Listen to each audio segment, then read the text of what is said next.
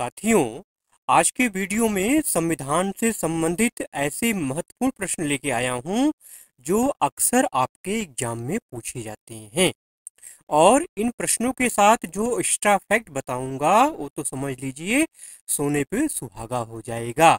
तो चलिए प्रश्नों का सिलसिला शुरू करते हैं और देखते हैं कि वो महत्वपूर्ण प्रश्न कौन कौन से हैं। पहले प्रश्न की अगर बात की जाए तो भारत में संविधान सभा गठित करने का आधार क्या था? अक्सर ये आपसे पूछा जाता है। ठीक है, भारत में संविधान सभा गठित करने का आधार क्या था? अच्छा, इसका जो आंसर है, इस प्रश्न का जो आंसर है, ठीक है, वो आंसर भी अक्सर आपसे पूछा जाता है कि ये चीज कब आया था। ठीक है, चलिए अभी आंसर जो आपको बताऊंगा तो अपने आप सारी बातें क्लियर हो जाएंगी। ठीक है, देखिए भारत में जो संविधान सभा है इसके गठन करने का जो आधार था वो था कैबिनेट मिशन। क्या था? Cabinet mission. ठीक है, अब मैं ये कह रहा था कि इसका जो आंसर है वो आपसे पूछा जाता है। क्या पूछा जाता है कि कैबिनेट मिशन भारत में कब आया था? कैबिनेट मिशन जो है भारत में 24 मार्च 1946 को आया था। कब आया था?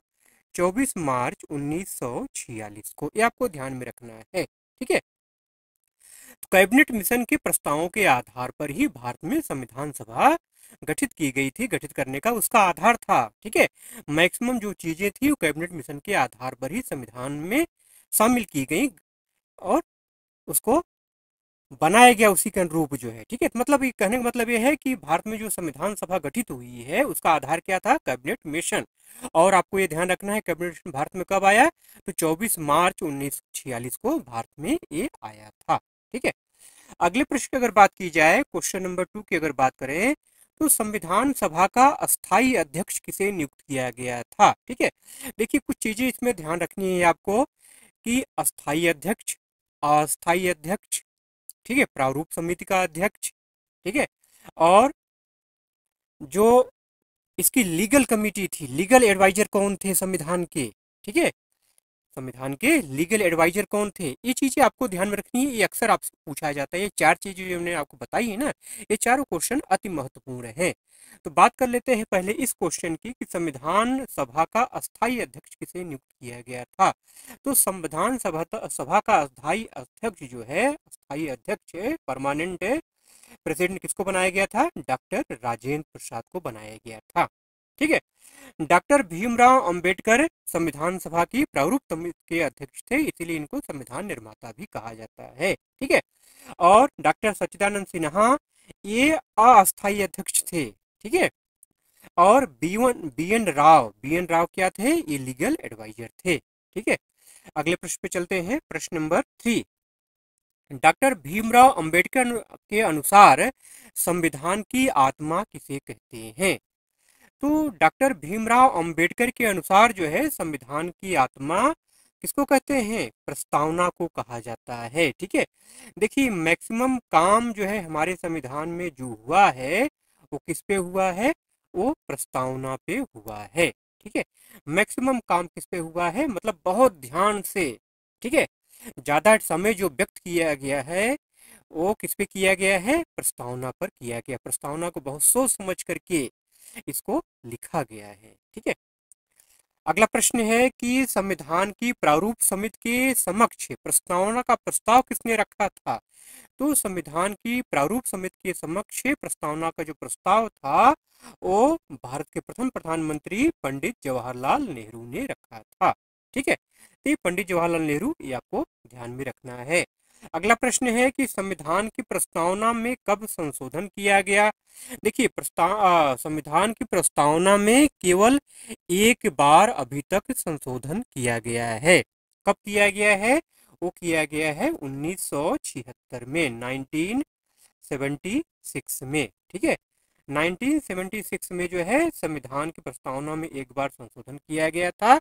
ये प्रश्न बहुत ही महत्वपूर्ण है और पूछा जाता है कि 1976 में संविधान की प्रस्तावना में कौन कौन से शब्द जोड़े गए थे? देखिए 3 शब्द जोड़े गए थे। आपको 2 शब्द दे देगा, कहेगा कि इसमें से कौन सा एक शब्द और जोड़ा गया था। तो वो शब्द हैं समाजवाद। क्या है? शब्द क्या है? समाजवाद। ठीक है, ये आपको ध्यान में रखना है समाजवाद। ठीक है। पंथ निरपेक्षता क्या है? पंथ निरपेक्षता। ठीक है, ये आपको ध्यान में रखना है। और एक वर्ड और है, उसको बोलते हैं अखंडता। ठीक है, अखंडता। ठीक। तो ये तीन शब्द जो है 1976 में जब संविधान का संशोधन प्रस्तावना में जब संशोधन किया गया है 1976 में, तो ये तीन शब्द जो है उसमें जोड़े गए, समाजवाद, पंथ निरपेक्षता और अखंडता। ठीक है, ये आपको ध्यान में रखना है।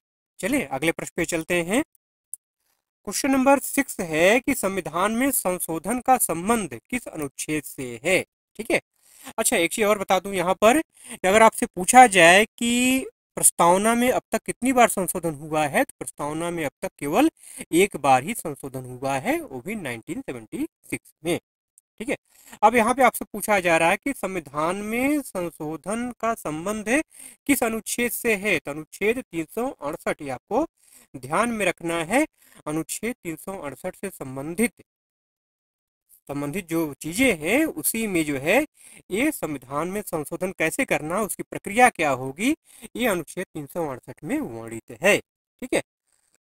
अगला प्रश्न है, अति महत्वपूर्ण प्रश्न है ये। प्रश्न तो ऐसे सारे के सारे महत्वपूर्ण हैं, लेकिन कुछ विशेष प्रश्न ऐसे हैं जो ज्यादा ही महत्वपूर्ण हैं, जो अक्सर रिपीट होते हैं। किस संविधान संशोधन के द्वारा, किस संविधान संशोधन के द्वारा संविधान में मौलिक कर्तव्य जोड़ा गया था? ठीक है, किस संविधान संशोधन के द्वारा संविधान में मौलिक कर्तव्य जोड़ा गया था? तो यहाँ पे आपको ये ध्यान रखना है कि जो 42वां संविधान संशोधन हुआ था, ठीक है, 42वां जो संविधान संशोधन हुआ था, कब हुआ था? 1976 में, 1976 में हुआ था। ठीक है। कि कौन सी समिति थी? सरदार स्वर्ण सिंह समिति, ये आपको ध्यान में रखना है। ठीक है। तो सरदार स्वर्ण सिंह समिति की सिफारिशों के आधार पर संविधान में मौलिक कर्तव्य जोड़ा गया था। अगर आपसे पूछा जाए कि शुरू में मौलिक कर्तव्य कितने थे, तो 10 थे।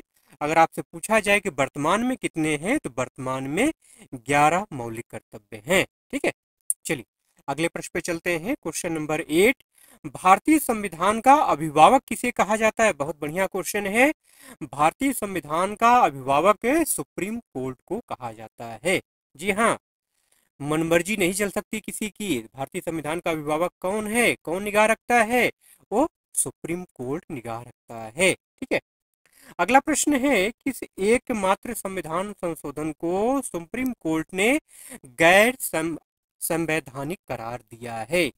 ये महत्वपूर्ण प्रश्न है, पूछा जा सकता है, पूछा जाएगा निश्चित तौर पे बहुत, क्योंकि ऐसा कभी नहीं हुआ था, ये पहली बार हुआ था। इसके पहले भी नहीं हुआ था, इसके बाद भी नहीं हुआ अभी तक। ये पहली बार हुआ था जब सुप्रीम कोर्ट ने किसी संविधान संशोधन को गैर संवैधानिक करार दिया। ठीक है। तो वो संविधान संशोधन है 99वां संविधान संशोधन, 99। ठीक है, 99 आपको ध्यान रखना है, 1 कम 100। ठीक है, 99। अब इसके बारे में आपको बता दूं क्यों इसको सुप्रीम कोर्ट ने गैर संवैधानिक करार दिया। एक्चुअली पहले जो मतलब ये था कि कोलोजियम के द्वारा जजों की नियुक्ति होगी।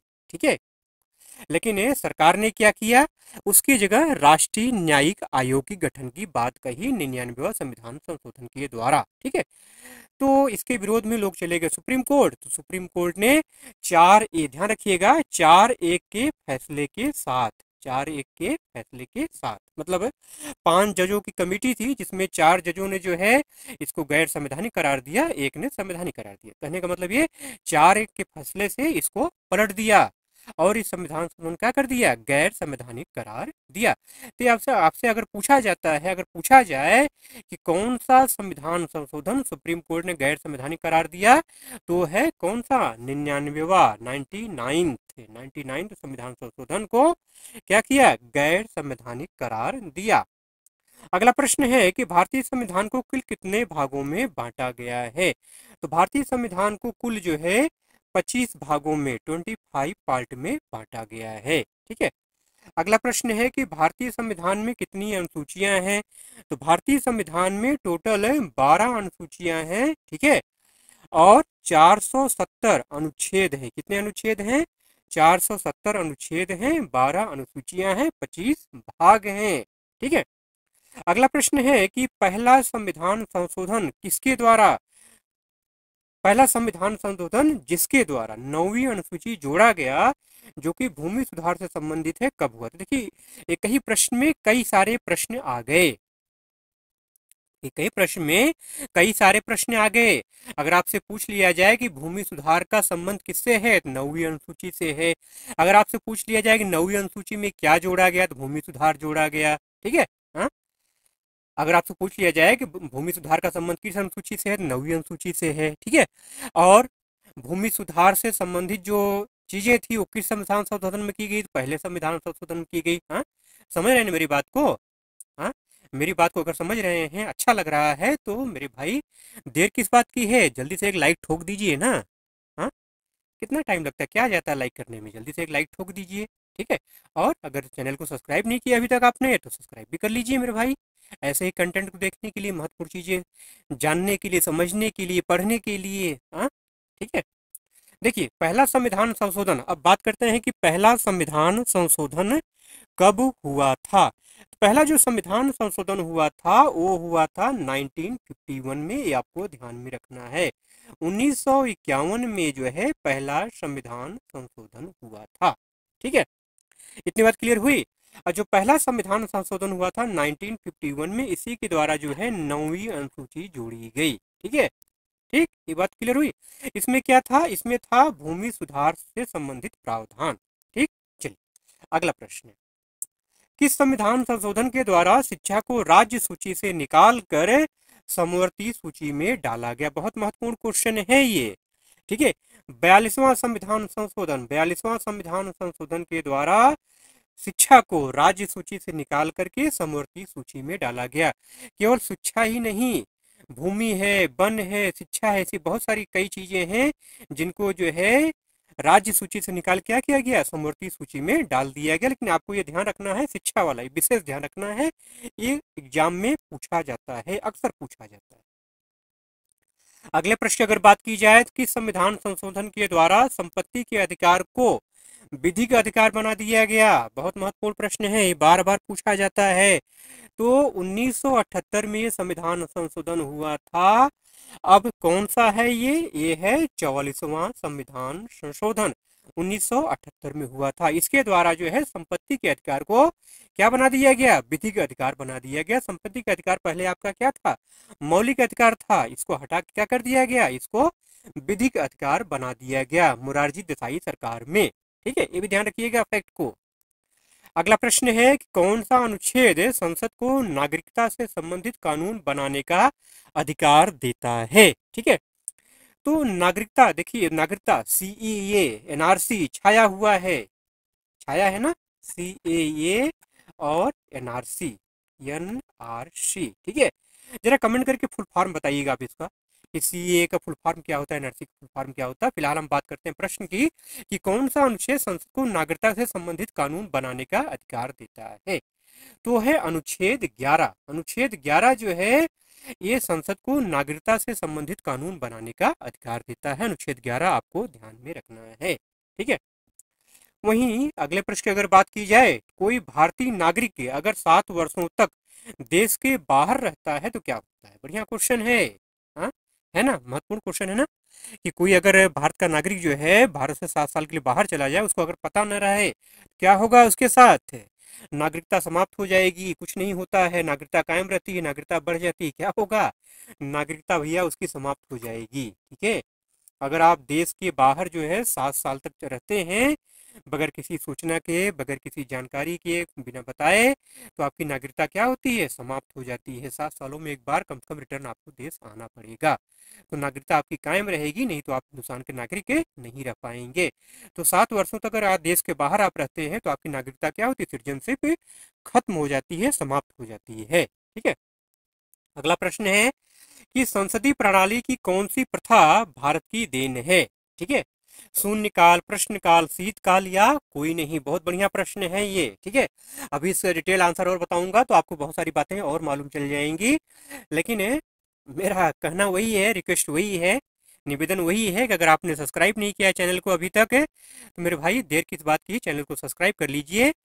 ठीक है, ये तो आपको खुद सोचना चाहिए कि अगर हम चैनल को सब्सक्राइब करके रखेंगे, बेल आइकन प्रेस करके रखेंगे, तो वीडियो जब भी आएगा सूचना मिल जाएगी। ठीक है, वैसे मेरा जो समय है 5 बजे का है, 5 बजे शाम को जो है मैं वीडियो अपलोड करता हूँ, लेकिन कभी कभी विषम परिस्थितियों में जो है वीडियो पहले ही डाल देना पड़ता है। ठीक है, कभी कोई ऐसी परिस्थिति अगर आ गई तो वीडियो पहले ही डालना पड़ता है, डाल देते हैं, नहीं तो 5 बजे का टाइम, इवनिंग में 5 PM का टाइम है वीडियो आने का। ठीक है, तो अगर चैनल सब्सक्राइब कर रखेंगे तो वीडियो कभी भी आएगा नोटिफिकेशन आपको मिल जाएगा, तो आराम से उसको आप देख पाएंगे। इसलिए चैनल को सब्सक्राइब करके रखिए। ठीक है, और वीडियो जब भी देखिए पूरा देखिए, देखा करिए, फुल देखिए, तभी ना जानकारी मिलेगी।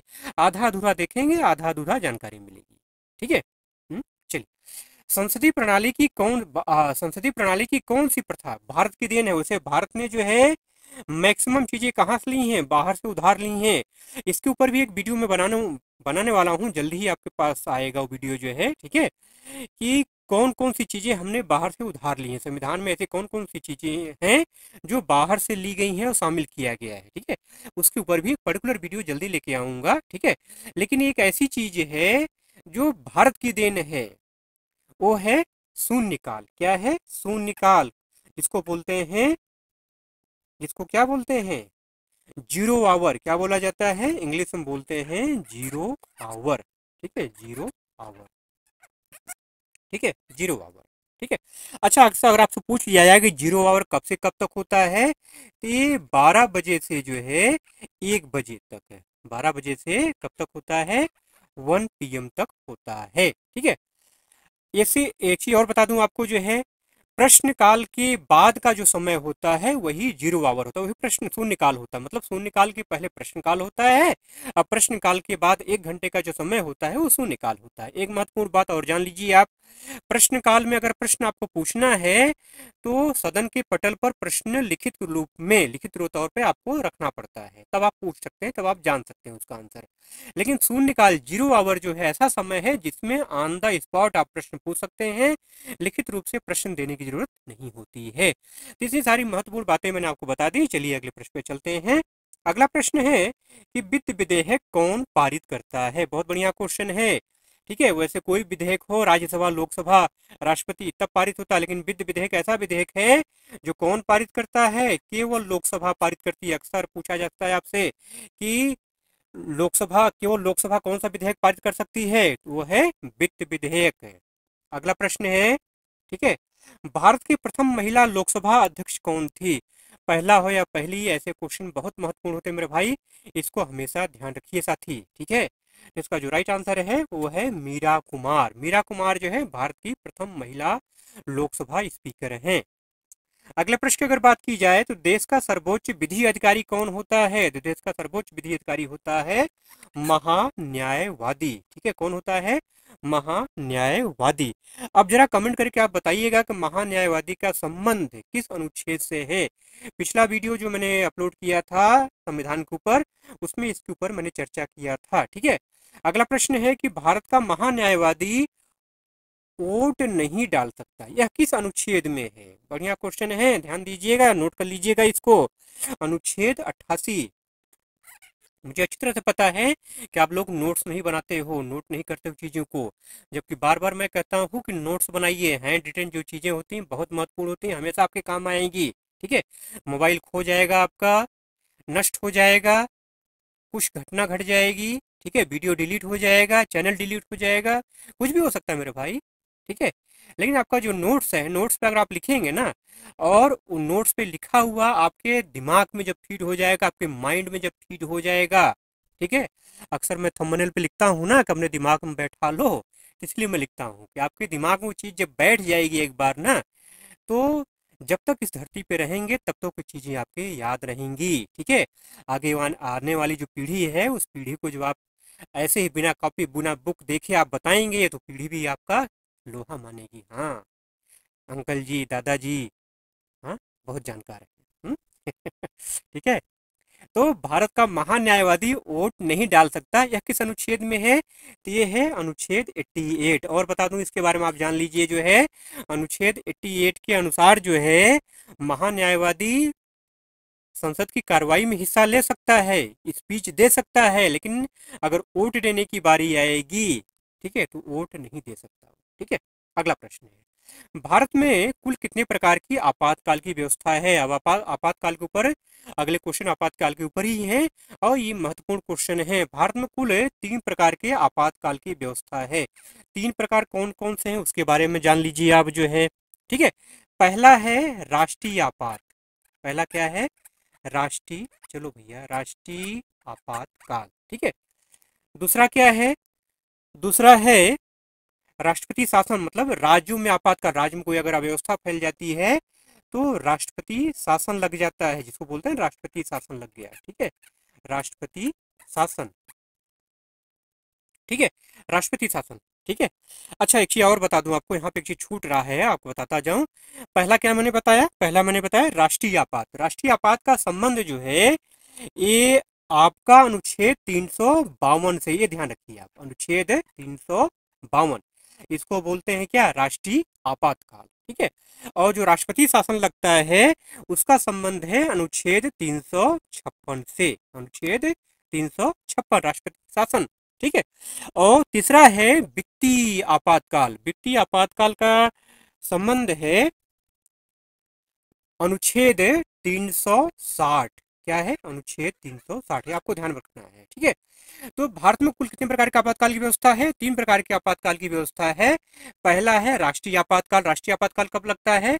जब युद्ध की स्थिति आ जाए। ठीक है, अनुच्छेद 356 है, जब राज्यों में अव्यवस्था फैल जाए तो राष्ट्रपति शासन लग जाता है। अनुच्छेद 360 है वित्तीय आपातकाल, देश की अर्थव्यवस्था जब गड़बड़ हो जाए, ठीक है, कंट्रोल से बाहर चली जाए तो वित्तीय आपातकाल लग जाता है। ठीक है, चलिए अगला प्रश्न है कि भारत में अब तक कुल कितनी बार आपातकाल लग चुका है? भारत में कुल 3 प्रकार के आपातकाल हैं और अब तक 3 बार आपातकाल लग चुका है। महत्वपूर्ण फैक्ट है ना, कितनी बार? 3 बार आपातकाल लग चुका है, ये ध्यान रखना है। अब आपसे पूछा जाए कि 3 बार आपातकाल कब कब लगा है, तो है 1962, 1962, 1971 और 1975। ये चीजें तो मैंने बता दी। अब आप कमेंट करके ये बताइएगा आप जो है कि ये तीनों वर्षों में हमारा किसी न किसी के साथ युद्ध हुआ है, तभी आपातकाल लगा था। किस वर्ष में किसके साथ युद्ध हुआ था, ये कमेंट करके आप बताना है आपको। आप लोग कमेंट क्यों नहीं करते, मेरी समझ में बात नहीं आती। 300-400 लोग वीडियो देखते हैं लेकिन कमेंट कोई नहीं करता। कमेंट करना चाहिए भाई आपको ना। आपको नहीं आता आंसर? क्या कुछ भी नहीं आता आप लोगों को? कुछ नहीं आता? ऐसा कैसे हो सकता है? कमेंट करिए जो है, अगर नहीं आता तो जानकारी को जुटाइए, उसको अपने आप को मजबूत बनाइए। आप जंग के मैदान में खड़े हैं तो ऐसे ही जंग लड़ेंगे क्या? हा? तो कमेंट करके आपको बताना है कि जो तीनों आपातकाल लगे थे 1962, 1971, 1975, इस दौरान आपातकाल क्यों लगे थे, किस कारण से लगे थे, हमारा किसके साथ युद्ध हुआ था? हिंट तो मैंने दे दिया ना, आपको खाली यही बताना है कि किस वर्ष में किसके साथ युद्ध हुआ था। अगला प्रश्न है, भारत में वित्तीय आपातकाल की घोषणा कितनी बार हुई है? राष्ट्रपति शासन तो बहुत बार लगता है, अक्सर लगता रहता है। ठीक है, लेकिन जो वित्तीय आपातकाल है, ठीक है, राष्ट्रीय आपातकाल की मैंने बात की, ठीक है, राष्ट्रीय शासन की बात की जो है। अब बात आती है तीसरा नंबर, वित्तीय आपातकाल। वित्तीय आपातकाल की घोषणा कभी भारत में हुई है? जी नहीं, आज तक नहीं हुआ है। वित्तीय आपातकाल अभी तक कभी घोषित नहीं हुआ। उसका संबंध किससे है? अभी मैंने ऊपर बताया था 360। नोट्स आप लोग बनाएंगे नहीं, स्किप करके वीडियो देखें तो कहाँ से बात समझ में आएगी। चलिए आज का अंतिम प्रश्न है ये, 1985 में हुआ 52वां संविधान संशोधन, 52वां 52, ठीक है, 52th संविधान संशोधन जो हुआ था 1985 में, किससे संबंधित था आपको ये बताना है। बहुत महत्वपूर्ण प्रश्न है ये, आपसे अक्सर पूछा जा सकता है कि 52वां संविधान संशोधन द्वारा क्या जोड़ा गया था, या 1985 में जो 52वां संविधान संशोधन किससे संबंधित है। ठीक है, तो इसका संबंध है दल बदल से। ठीक है, दल बदल कानून आया था इसी के द्वारा। ठीक है, हाँ, दल बदल कानून इसी के द्वारा आया था, 10वीं अनुसूची। ठीक है मेरे भाई, तो 1985 में हुआ जो 92वां संविधान संशोधन हुआ था, इसका संबंध किससे है? इसका संबंध है दल बदल से। ठीक है, चलिए इन्हीं प्रश्नों के साथ आज की क्लास को एंड करते हैं। अगर वीडियो अच्छा लगा हो तो एक लाइक जरूर से कर दीजिएगा। पूरा वीडियो आपने देखा, इसके लिए आपका बहुत बहुत धन्यवाद। चलिए मिलते हैं अगले वीडियो में, तब तक के लिए जय हिंद।